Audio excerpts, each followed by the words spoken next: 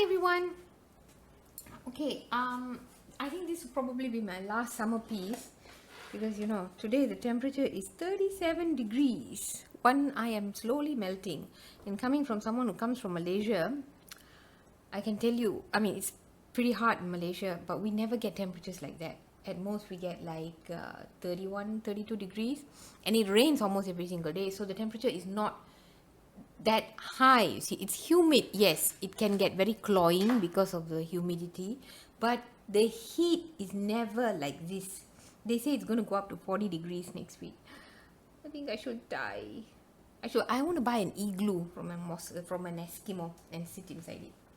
Okay, now see this big giant ball here. Now actually, when I was living in Singapore, what I did was I bought a lot of yarn, and because I was staying at home, mom, I stopped work, I was bored to death. From the video games I was playing, there was nothing else better to do, so I started, all the things that my mom taught me. I started knitting and crocheting, tatting, and doing all those stuff. And I actually did something with this. It's a combination of two yarns, and it was actually I can't get it out. It's the yarn that I used was actually these DK yarn. They are English. This one is a terry look. It's actually cotton. This one supposed to give you a terry look. Hey, no, it's not cotton lah. It's 100% acrylic here. It's written, and this one maybe is cotton. No, this is also acrylic. Good lord. Here I was thinking I'm going to work something in cotton, but then it's very very thin. This thread. This is 93% acrylic and 7% nylon. This is Sirdar, silky look double knitting. This is Hayfield, classic terry look double knit also. I think these are all English, if I'm not mistaken. They're all machine washable, tumble dry. These are all from, where is this from? Wakefield, England. I mean, God, this is like 20 years ago, more than 20 years I think I've had this yarn. And this one is also Wakefield, England. Probably the same company, See whether there's any similarity. No, like the brands are different. Or maybe it's the same company, they produce two different types of brands. Anyway, so what happened was, these two were separate, right? But I combined them, and then I did a pattern. And I never finished it. And I can't even remember what pattern it was supposed to be, you see. So what I did was, I've taken everything out, since I can't even fathom what I had done. What is pointless to continue something that I have no idea what I did, so many years ago. So what I've done is that I've made it into a giant ball. I took everything out, But then I cannot, I don't have the wherewithal to actually sit down and separate them and make it into the two colors that it was originally, you see. So we're going to use it just as it is here. And I have a few more balls of this one and this. And hopefully we can come up with something that we can work and finish this off, lay it to rest after 20 years sitting in some forgotten corner in a plastic bag, I feel sorry for this unfinished projects, They always lie somewhere in a dark, dusty corner. Anyway, so what we're going to do is this. This is the pattern I was thinking of working on, alright? Now, it looks like a dress, but it's not. It's supposed to be a top, alright? I hope you can see that. Can you see that? I can see that you can see. Okay. Now, what I'm going to do is that we're going to start with the center, right? Not the top here or the bottom. We're starting with the center here. Now, the center, you can either go with a garter. Of course, garter requires you to purl. You don't like to purl. Then you can just do it with a twisted stockinette, the center piece, But the center piece has to be about 9 inches. Alright? And it will be 18 inches across. So, 18 and 18, you will get 36. Now, if you want something larger, I suggest that you use the Serenity Loom, Cindy Wood, or the Afghan Loom, because you can't work this separately. If you need larger dimensions, you will not be able to work this on the existing long looms, alright? So if you can and you are able to fit your measurements within this, you work this on the 22-inch loom. Although the 22-inch loom gives you more because you're going to have to extend it here. So we work 50 pegs in either garter or twisted stockinette for 9 inches, and then we extend it to the full 62 pegs to give a flared bottom. Now here I either use the elongated stitch or the drop stitch or the figure 8, we'll decide later, and we finish another 8 inches down. So that gives you 9 and 8 is already 17 inches, you know, the length of this. It's already pretty long, you know. It's going to be a rather long top. You can wear it with leggings, you know, because it's going to have rather large holes, you know, here. So the whole idea is that this part will protect where your bra and your breasts are, you know, so that it's not very obvious and noticeable. Unless, of course, you like to have that kind of lacy look. It's up to you. So if you want to have a different stitch here, you are totally up to you. You can use even the figure 8 stitch here if you want a more lacy look for the center. And you do this part and you finish it for the other 8, whatever stitch that you decide. And of course, you have to increase 12 pegs, 1 peg on each side for about 6 rows. You just increase it until you get the 62 pegs and finish it off at 8 inches, and it'll become 22 inch at the bottom once it's done. Then you cast off. Then you take this part and put it back onto the loom. After you put it back onto the loom, you now work the drop stitch or the figure 8 here for another 7 inches. So actually you're getting about, how much is this? 9 and 8, 17 and 7 is 24. Wow, 24 is very long, you know. What was I thinking? Maybe I was thinking of making a dress. Don't know what, when I drew this I wasn't very sure. Okay, I'll check on the measurements here and then I'll get back to you on that. So let's just start with the centerpiece first and then we will work with this. And so we use we cast on here, work in either garter or twisted stockinette or figure 8 depending on your taste, you know. And after we've worked 9 inches, we'll come back. Oh, sorry, I forgot to mention the dimensions. Okay, this one uses 4mm knitting needles and crochet hook.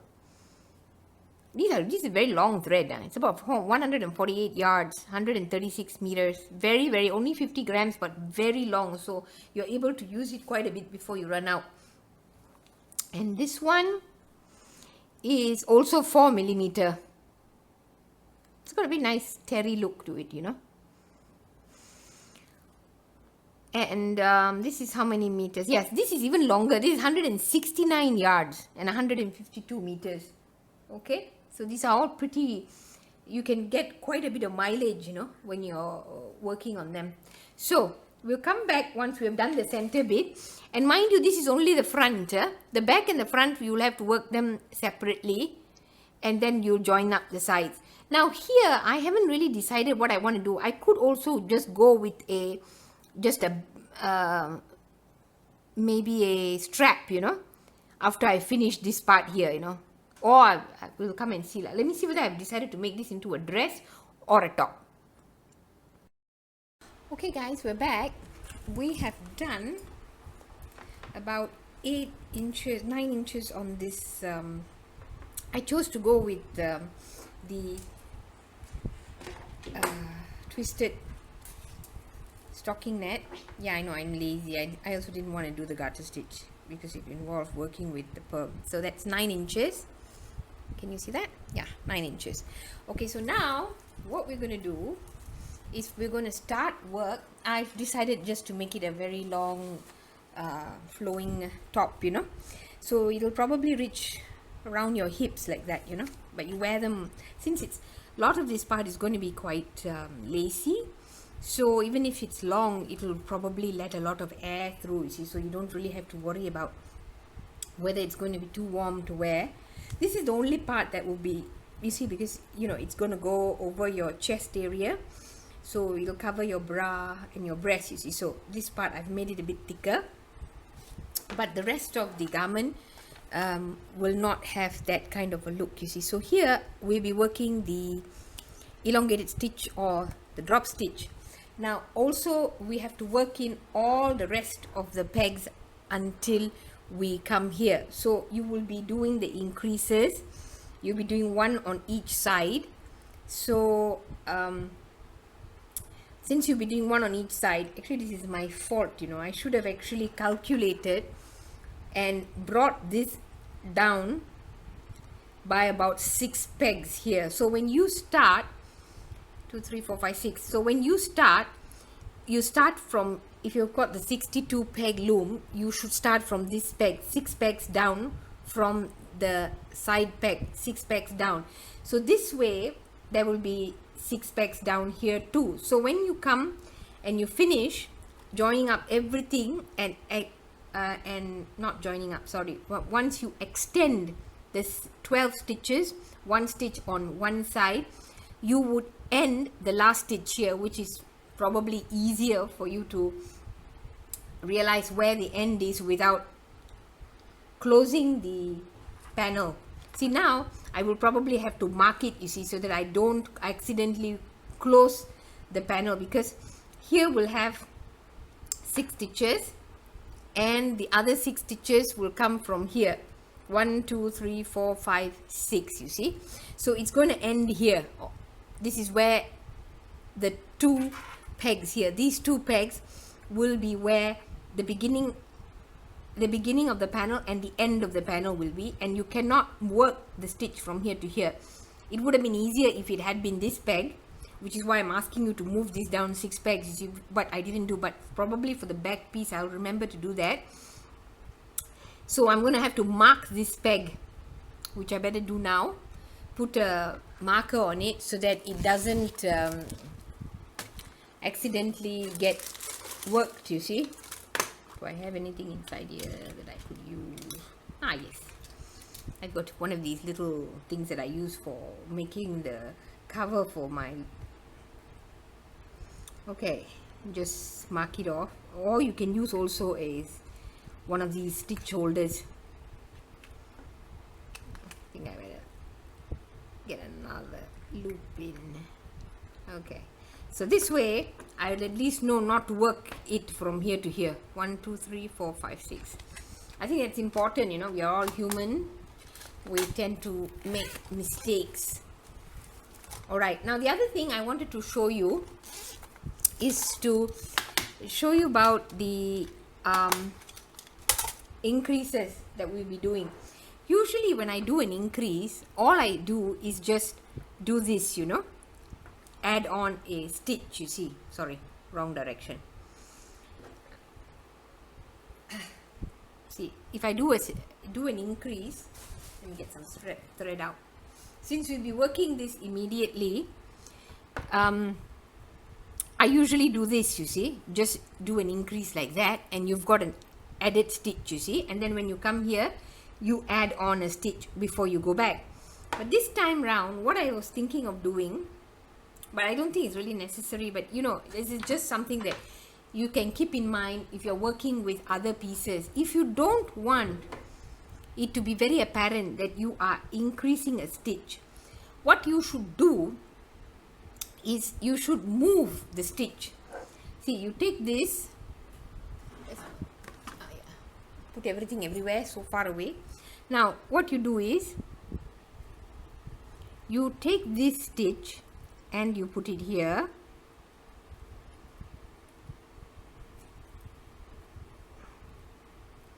and then you do an extra stitch here. So the stitch will be inside, you see. This way, if you want, you can also move 2 stitches and then do the third one. Do that one instead, you know. That means you work off this stitch and then only you add a stitch, you know. This way, if you've got a piece where you don't want the side to be very apparent that you have actually increased it, you can do this method. Okay, just this something that I just wanted to point out to show you how to make probably an invisible increase if you want to, but of course in my case I won't be doing that. So what I'll be doing is I'll just extend it like that. And in this case, I will actually have to do a double like this. And I have extended it by 1 stitch. Alright. Now, when I finish here, I have to extend here also 1 stitch. You can do this for 6 rows, and you would have gotten all the 12 stitches increased to bring up the final total to 62 pegs, which is what you need to do this part of the pattern. And you work the elongated stitch or the drop stitch, as it's called. Up to you. If you don't want to do the elongated stitch or drop stitch, you can also do the figure 8, you know.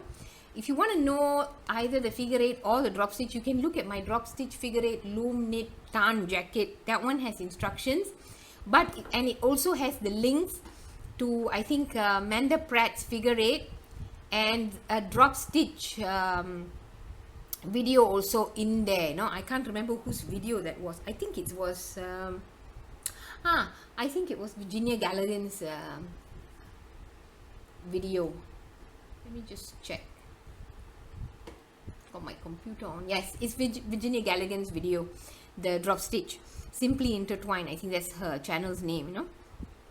And so, you know, up to you. If you don't like those videos, you can go ahead and look for your own video that explains things. I mean, I'm the first to admit I'm quite bad at giving instructions. So anyway, so let's come back after we have worked this 8 inches and then cast off, and I'll show you how to do this part after that. Okay, I'm just going to show you very briefly how to do the drop stitch, you know. Since it's, you know, I'm going to add it into the video, so I thought I'd just better show it to you. Okay, here it is, the extension that I've done, you know, the 1 stitch extension.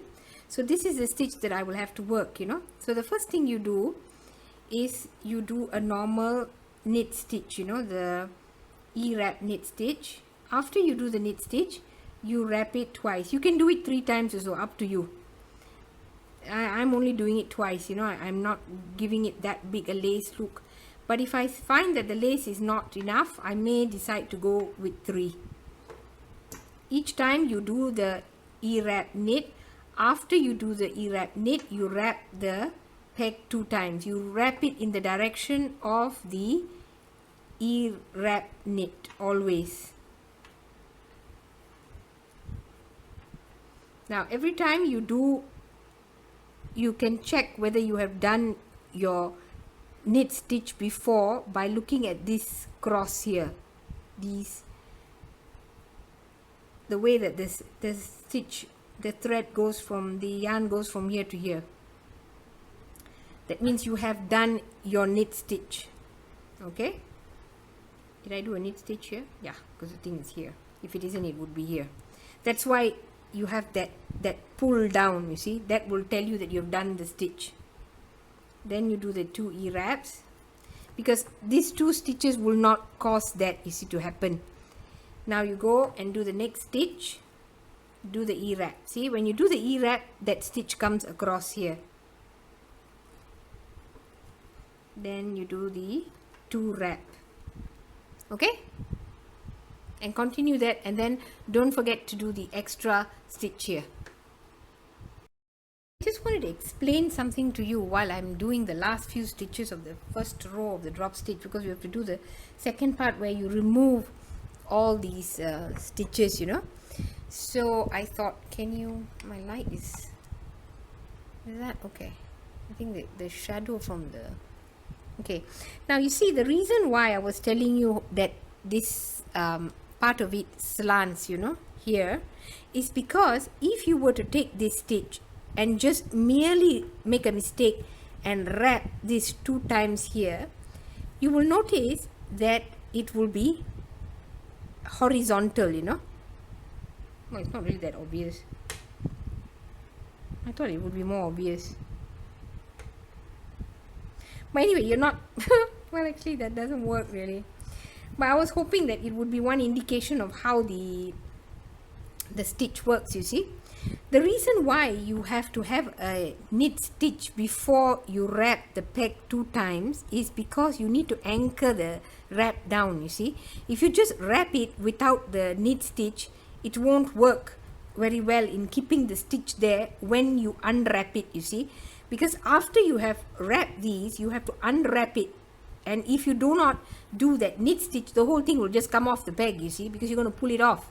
So you have to have that extra knit stitch before you put the 2 wraps on top. Okay, that's the reason for doing it.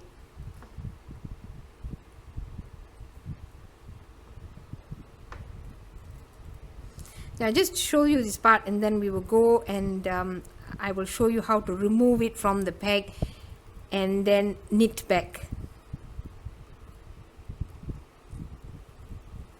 And also the extra stitch that we have to add. Here I was thinking that it would be very obvious, you know. The slant would be the very obvious way for you to realize that you had not done the knit before you added on the 2 wraps, you know, for the elongated stitch. But apparently it doesn't seem to work like that. I was mistaken. I really did think that the slant was a very good way of detecting whether you'd done something wrong or not.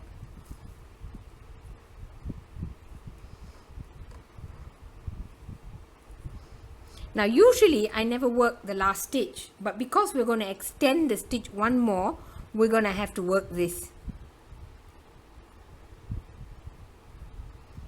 And there you have your last drop stitch, and here we add on a stitch because we are making the added stitches, we are increasing. Okay, now we go back. Now when we go back, what we do is, earlier when I taught you how to make this on the tarn jacket, what I did was I took out all the stitches and then I came back and knit. But you can also do this. You can remove this, take it off and knit it off one shot.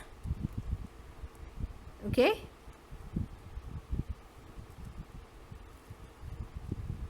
remove it, remove the 2 wrap that you did, take it off, lie it at the back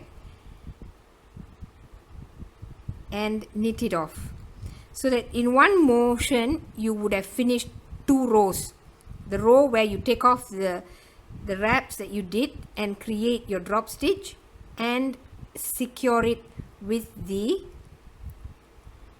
E-wrap knit stitch.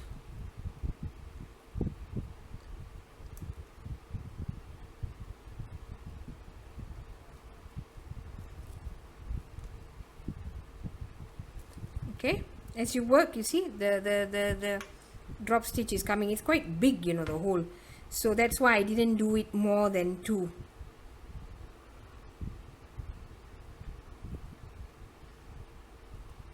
Okay, that's the end. And the return row I will be purling. That's up to you. If you don't want to purl, you can also knit the return row.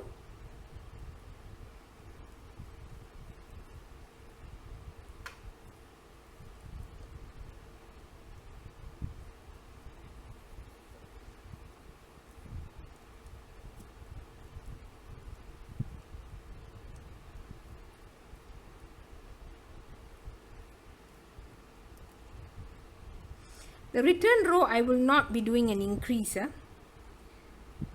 This particular row I didn't, as you notice, I've come back and I haven't done an increase. We will do it on the, so that means the increases are not being done on every row. They are being done, you miss one row and do it on the next row after that. Okay, these are the drop stitch. As you can see, quite a big hole. Just keep that in mind when you do it. So if you think that the hole is too big, you can do only one wrap. If you do one wrap, the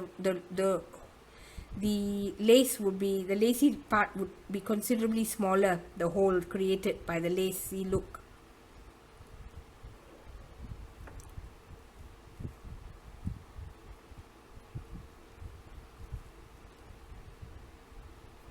Okay, keep on doing that, and when you finish you will have that much of a hole. Now wanted to show you this. Now as you can see here, this is all the drop stitch that I just worked, and I've also loosened the two wraps to create the drop stitch, and I've ended it back here. Now when I come back now, I'll be increasing one stitch, but I wanted to explain something to you. Now as you can see here, I wonder whether you can see whether, okay, maybe here is better. Now look at this. Each of this has got an anchor here, right? Each of these. This was the first knit stitch that you did before the wrap.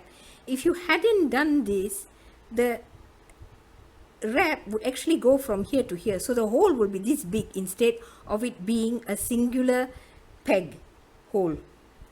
That's why you knitted it first before you wrap the peg. And that is a very, very important step to how you create this drop stitch, So if you've made a mistake, it will be very, very obvious, because the next hole from here to here is one peg. If you did not wrap and e-knit off that peg before you wrapped it 2 times, the wrap would come from here all the way to here.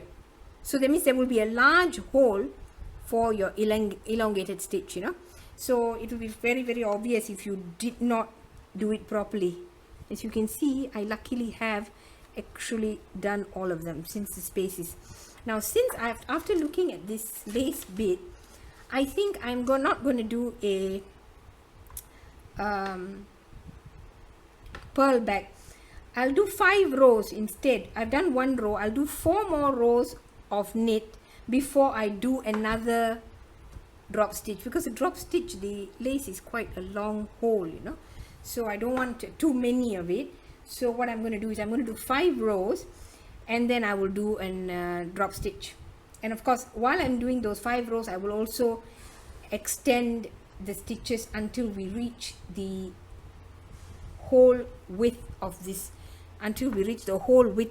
panel, because I will be doing the increases here until I reach the whole width of the panel.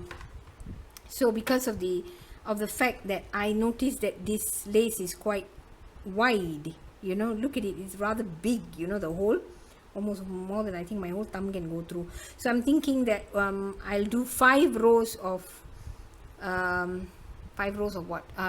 twisted stockinette before I do another row of this elongated stitch, drop stitch. Okay, you recall I was talking about the way that when you're working on this drop stitch, you could check whether you've made any mistake. This slant here should actually connect to the stitch that is on the peg, not the 2 wrap stitches. That's how you tell whether you've made a mistake or not, and that was what I wanted to show you. And here, where is it? That's right here. You can see very clearly that here, that this slant is going to the stitch that is on the peg. That is what you have to make sure. If you have actually missed out the knit before you wrap, you can check it easily by looking at where the stitch is coming from here. It should go to the last point here and not to the wrapped part. Okay, just wanted to point out something to you guys, and forgive me, but there's a fan blasting right on my face, so if you hear grr grr grr in the background, it's because of the fan. I tried using Audacity to get rid of this sound, but it doesn't seem to work very well. It seems to just generally reduce the volume of my voice, you see. So okay, now here, when you do this part of the elongated stitch, the first stitch here, after you have removed the 2 stitches that you pile onto the peg, don't pull the stitches down, because if you pull the stitches down, this particular peg, the loop that is here, will become very, very long, and as you're working all the other pegs, this will keep coming off, and you may actually lose it may actually come off, unravel here, so try as much as possible to only slightly, when you knit this piece, use very little pull and just barely get it back onto the peg, so that this one stays, you see, it's not pulled, you see. so that it stays on the peg while you're working all the others. Otherwise it may come off, you know. I've had to mark it here, you know, because the other marker wasn't working very well. It kept pushing this above the, when I used the little rubber band and put it here, what happened was this particular stitch went up all the way here and it kept coming off, you know. So that's why I had to change my marker to an actual tape. Now that's what I want to point out, no? So just be careful about this particular one because it may keep on coming out. That's a problem when you're working some of these fancy stitches, you know. They don't stay on the pegs of the loom, you know, and then you get a heart attack when you come back and see, oh my god, it's all gone off. So anyway, that's what I wanted to point out. Okay, I finished the front part of this top that I'm making. It's rather long. It's about 22 inches. So I have done about 6 of these drop stitches, you know. So it looks kind of like that, you know, you can see that. So you'll do an identical piece for the back, and I've decided that I'm not going to do, I won't be putting this back onto the loom to make a strap thing for the top. Instead, I will be making one of those, you know, the rounded straps, you know, 2 of them for each side. So it'll have those kind of like stringy spaghetti straps, except that it's not spaghetti straps because it's a little bit thicker than a spaghetti strap, you know. The one that uses something like this. Now, where is it? There, this one.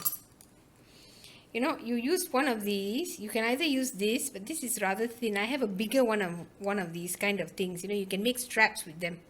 I've got a bigger one. I can show it to you. One sec. This is the other one that I have. This one, it makes a really big one. And on the other side, it has a smaller strap. Even this is rather too big lah. Maybe I will make it with this. So you can make like a couple of these with this. And after you finished making the strap, it'll come out here, you know, as you make them. You just go round and round and round like you're doing the knit stitch, you know. It's very easy, just like you're doing on a round loom if you are closing it, you know, like for a hat. So from this peg to this peg, then you move on, you go round and round until you get a long enough piece that'll be enough for you to do the straps. I'll be making 4. I'll put 2 on each side, so you'll have a double strap thing. So that's how we'll end it. So we'll come back after I've finished the back, and then I'll show you how to do the strap, and then we'll be finished with this. Taking it off the loom, this is the 18 part from here to here. It's 18, and this is the part that is 22, the width. When you come to the end here, please don't use the rib stitch, because the whole idea is to create this flare, you know. So if you go and do a rib stitch down here, what will happen is that it'll narrow this part, and the whole flare, the purpose of the flare will be defeated. So if you want to do is to stop this curling, you can do a garter stitch, which is 1 row of purl and 1 row of knit for about 6 rows or 8 rows, up to you. I will be probably doing a single crochet, a couple of rows, you know, to prevent this this curling towards the end after I've joined both the back and the front together. Okay, that's the front or the back of the top. Okay.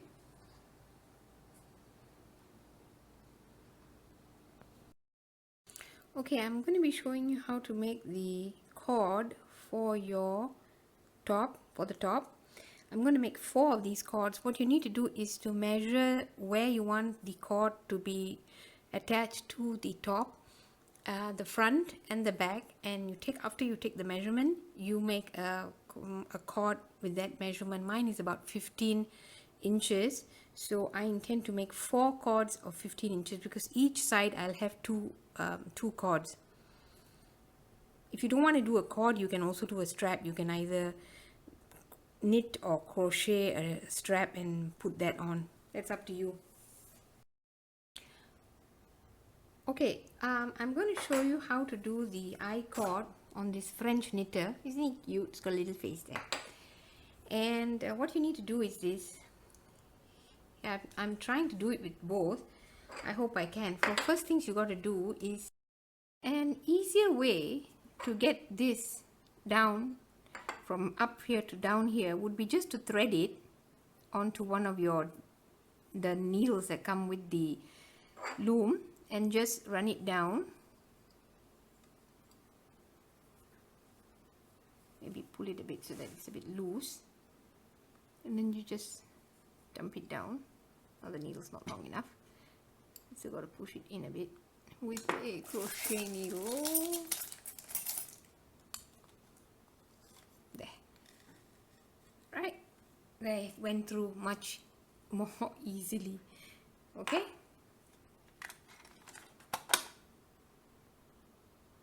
I got it out. All right, now you must have an end that is long enough for you to be able to sew this cord that you're making onto the top. Okay, so you leave a bit out, and I think it would be better if you made a slip knot, you know. Okay, if you make a slip knot and you put it on one of the pegs, tighten it.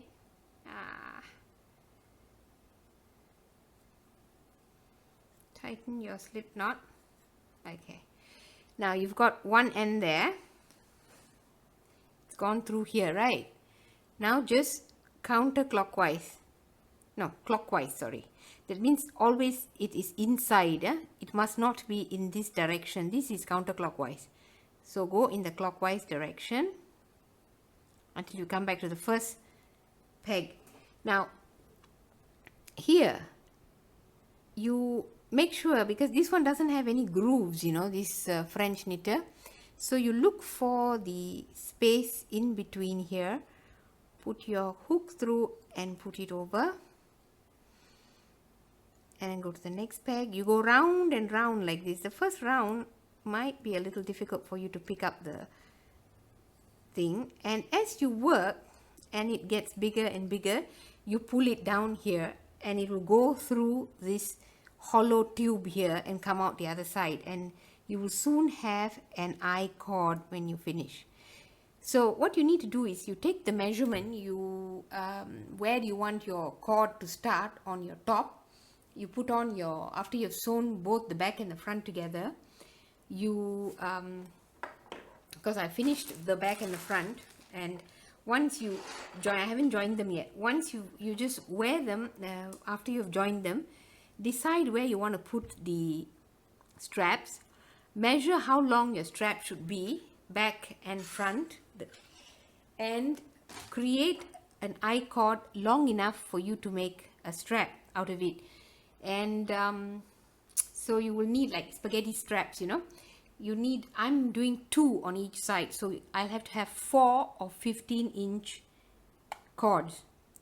Then you join them onto the top and you're done. So continue doing this round and round. Remember to always focus on this area here. This is where it'll be make it easier for you to pick up the loops and put it over.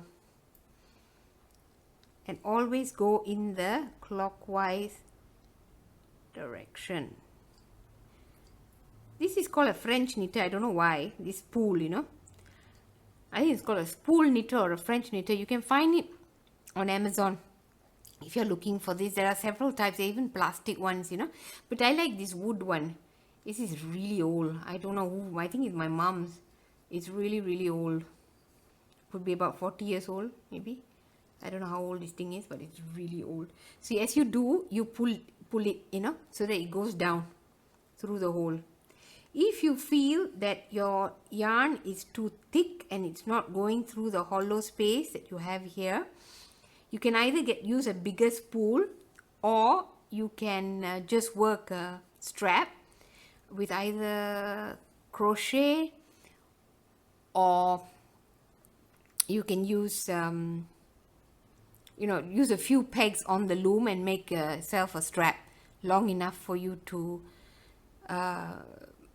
give a strap to your top. It's up to you. You can either do these I-cord thing. See, as you pull it, it'll go down. Or you can make a strap with either using the loom, or if you're good at crochet, you can crochet it. Or if you're good at making the I-cord using a crochet needle, because a crochet needle also can create an I-cord, you know. There are various instructions on YouTube for you to do that. So if you want to do that, you go ahead and do that. You keep on pulling it, you know. Soon it will start coming down on the other side here. It will start coming out here. Then you measure, I'm going for 15 inches. You can, I mean, depending on the length of how far down your top starts, you know, and where the cord is going to be attached to the top. That'll be up to you, you know, your personal taste, how you want the top to look.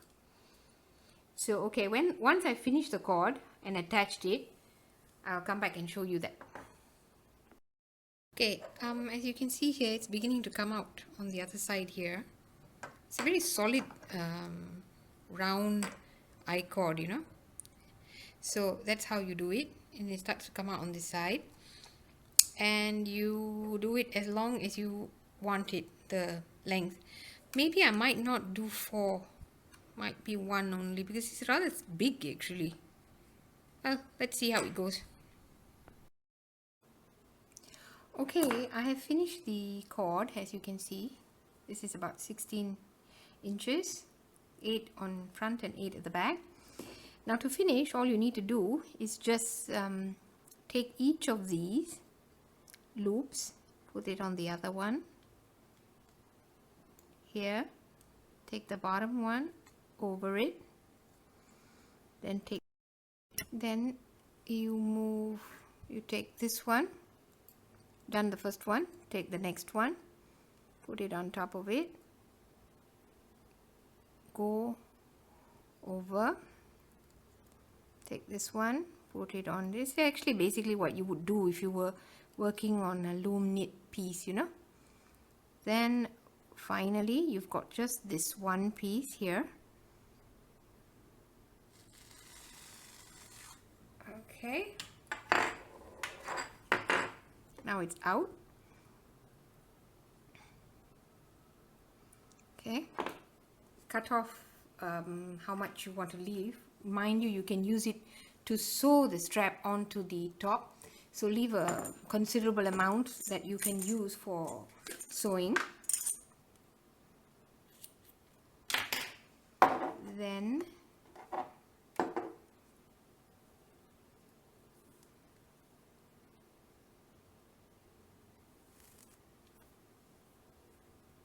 there, your cord is done. Okay.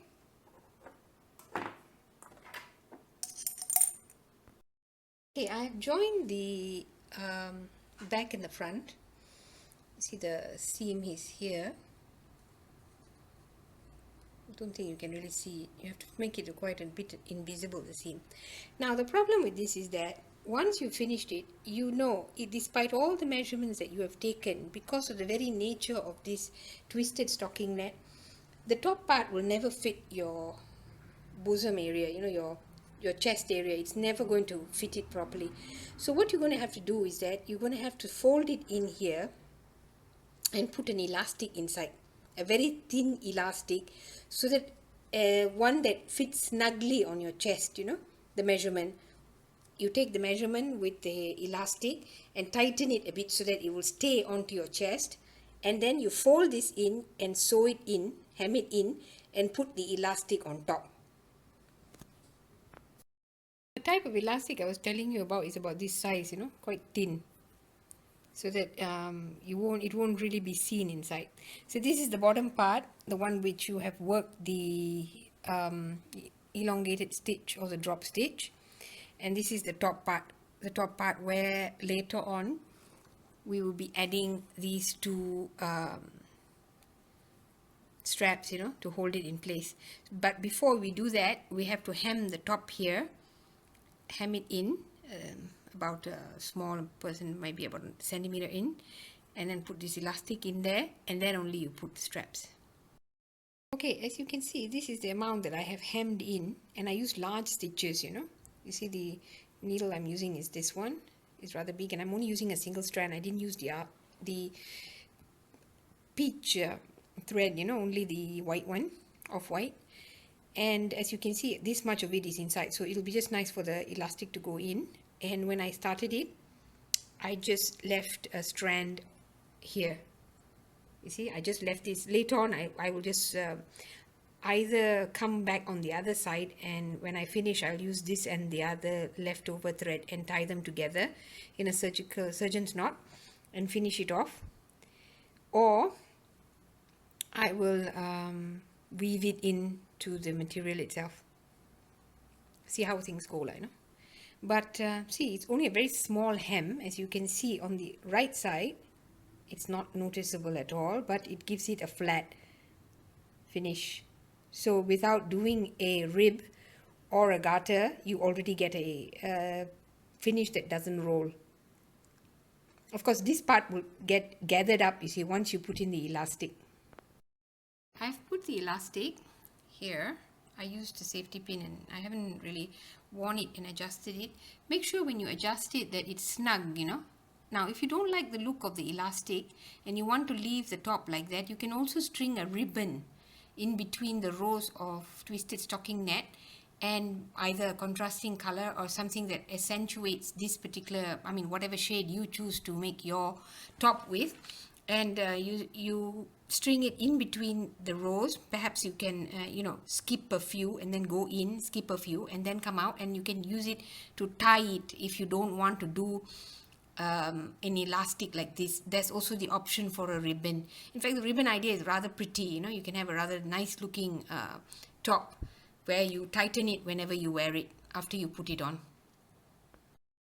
Put it on and then mark the front, because you can look in the mirror and mark where your bra straps are coming out. Mark those 2 points and then match it to the back, and then sew on your straps. If you use these kind of straps, these I-cord straps, or if you made straps that are thicker, then go ahead and use that. Once you've done that, you have completed the top.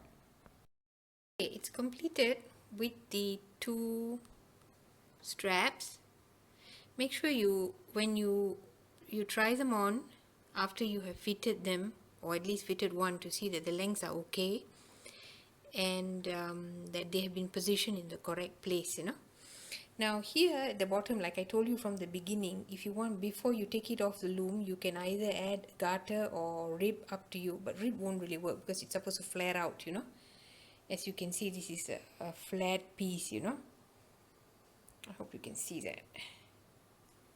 Okay, look at that, it's all flared out.